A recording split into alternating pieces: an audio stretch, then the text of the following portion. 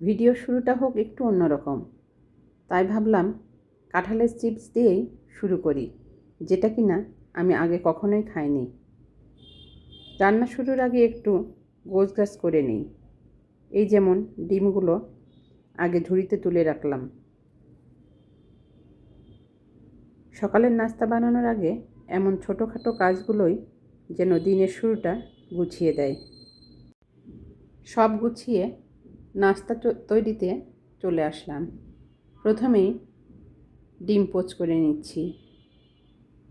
সকালের নাস্তা হোক একদম হালকাভাবে।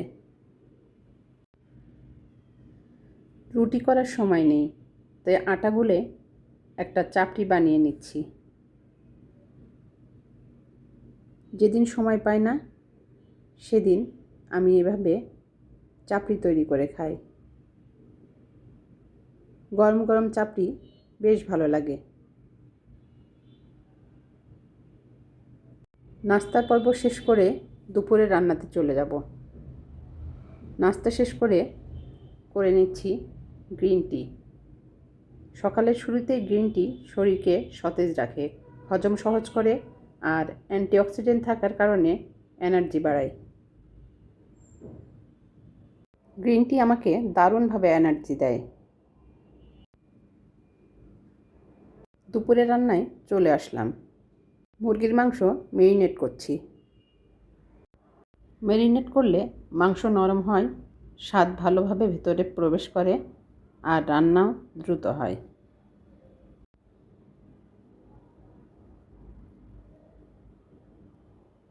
সব উপকরণ দিয়ে এবার ভালোভাবে মাংসগুলো মাখিয়ে নিচ্ছি।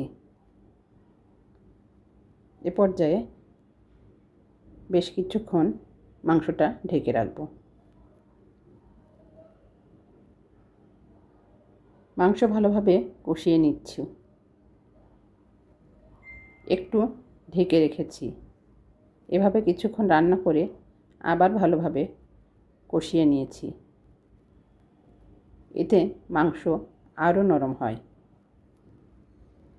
মাংস শরীরে পেশি গঠনে সাহায্য করে। পুষ্টিকর খাবার হিসেবে শরীরে এনার্জি দেয়।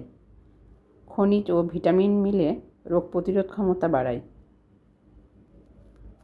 এ পর্যায়ে কয়েকটা কাঁচামরিচ আর গরম মশলা গুঁড়া দিয়েছি। আজকের পুরো ভিডিওতে আমার সঙ্গে থাকার জন্য সবাইকে অসংখ্য ধন্যবাদ। এখন বিদায় নিচ্ছি। আবার দেখা হবে নতুন কোনো দিন, নতুন কোনো রান্না নিয়ে। সে পর্যন্ত সবাই ভালো থাকবেন, নিজের যত্ন নেবেন। আল্লাহ হাফেজ।